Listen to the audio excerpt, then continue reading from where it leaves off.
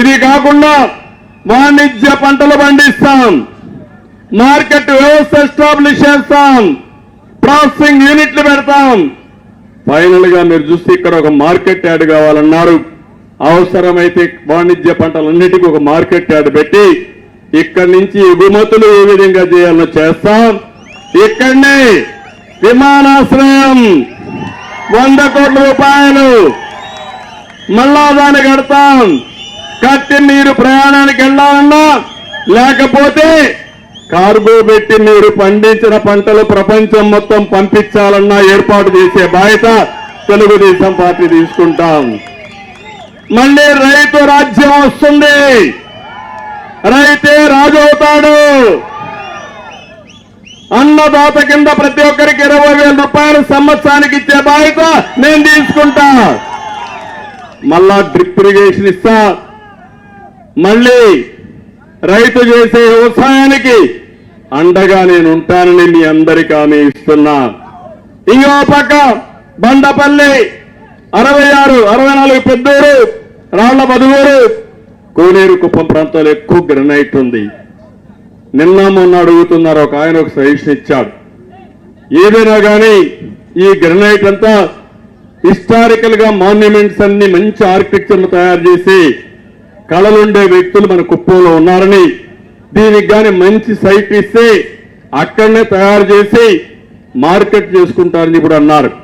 నేను ఒకటే చెప్తున్నా, దొంగలిచ్చిన దొంగల యొక్క లెక్కలు కక్కిస్తా, వీళ్ళు ఏం చేయాలో మళ్ళా రికవర్ చేపిస్తా. ఆ మంత్రిని కూడా హెచ్చరిస్తున్నా, నీ ఇష్ట ప్రకారం చేయడం కాదు, ఈ రోజు నీది రేపు ప్రజలది. ఆ ప్రజా ప్రభుత్వంలో నిన్ను శిక్షించే బాధ్యత తెలుగుదేశం పార్టీ తీసుకుంటామని కూడా చెప్తున్నా. ఇక్కడ ఇది మళ్ళీ గ్రనైట్ కు పూర్వ వైభవం తీసుకొస్తాం. స్థానికంగా ఉండే వాళ్లే పనులు చేసుకుంటూ చేస్తాను. ఇక్కడ ఈ రోజు నేను ఒక స్టేట్మెంట్ చూశాను.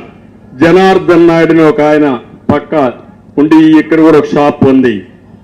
ఆయనకు ఒక గ్రనైట్ ఇది ఉంది,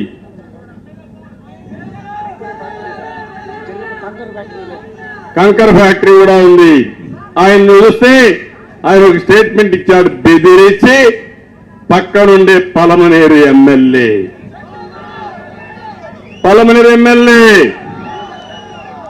లాగేసుకున్నాడా లేదా? లాగేసుకుని ఇక్కడే ఉన్నాడు. ఏమి నకొద్దుగా ఆయన చూడండి మీరు, ఆయన బాధను చెప్పుకుంటే పేపర్లో చూశా నేను.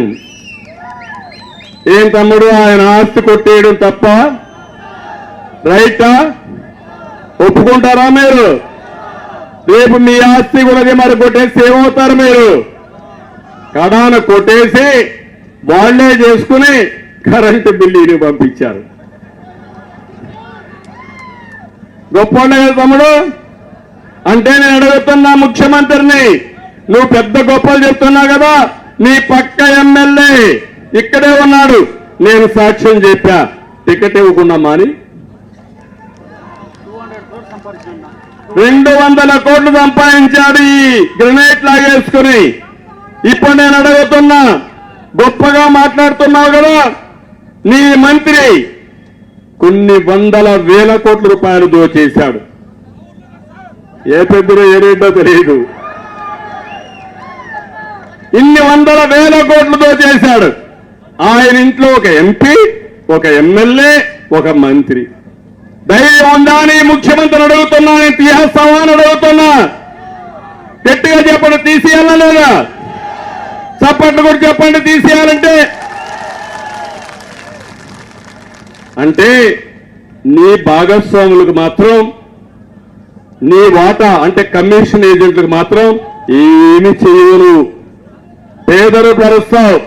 నేను అడుగుతున్నా, ఈరోజు ఎమ్మెల్యేలు చెడిపోయారంటే, ప్రజా దోహులుగా మారారంటే, ప్రజల్ని దోచుకున్నారంటే దానికి కారణం ఎవరు? కారణం ఎవరు? కారణం ఎవరు మారాలి? రాష్ట్రంలో ఎవరు మారాలి? పైకి పోవాలి. ఏంటి టెన్షన్? నాకు అనిపిస్తుంది, నిన్న చూశాను సాక్షి విలేకరి సాక్షాత్తు సాక్షి విలేకరులు హెచ్చర్లో ఎమ్మెల్యే కిరణ్ కుమార్ వేధిస్తున్నాడని ఆత్మహత్య చేసుకుని చనిపోయాడు. ఎవరో కాదు, సాక్షి విలేకరే. ఇంకో పక్క కాళహస్తి ఎమ్మెల్యే పిఏ, ఆ పిఏ ఆత్మహత్య చేసుకున్నాడని చెప్తున్నారు కానీ హత్య తెలియదు. వాటాలు కుదరనందువల్ల ఎక్స్పోజ్ అయింది, దానివల్ల మనిషి ఎగిరిపోయాడు. ఇంకో పక్క ఈరోజు ఇక్కడే చెప్పాను ఎమ్మెల్యే కథ. అంటే ఒకటి రెండు కాదు, ఇలాంటివి చాలా ఎక్కువ జరిగే పరిస్థితి వచ్చింది. మన నియోజకవర్గంలో 500 మంది పైన అక్రమ కేసులు పెట్టారు. ఇక్కడే మన ఎమ్మెల్సీ శ్రీనివాసులు కూడా జైల్లో ఉండొచ్చారు. తమ్ముళ్ళు విశ్వనాథ నాయుడు అందరూ కూడా ఎక్కడెక్కడో అండర్ గ్రౌండ్కి వెళ్ళిపోయి మళ్ళా తిరిగి వచ్చారు. ఏంటి దౌర్భాగ్యం అవునా కాదా? రేపు నేను ముఖ్యమంత్రి అయిన తర్వాత వైఎస్ఆర్ కాంగ్రెస్ వాళ్ళు వదిలిపెట్టాలా అని అడుగుతున్నా. ఈ పరిస్థితి ఇచ్చింది ఎవరు? సైకో అవునా కాదా? అంటే ఈ రాష్ట్రంలో బతకడానికి మనకు అర్హత లేదా? ఏంటి అహంకారం? ఏంటి దౌర్భాగ్యం?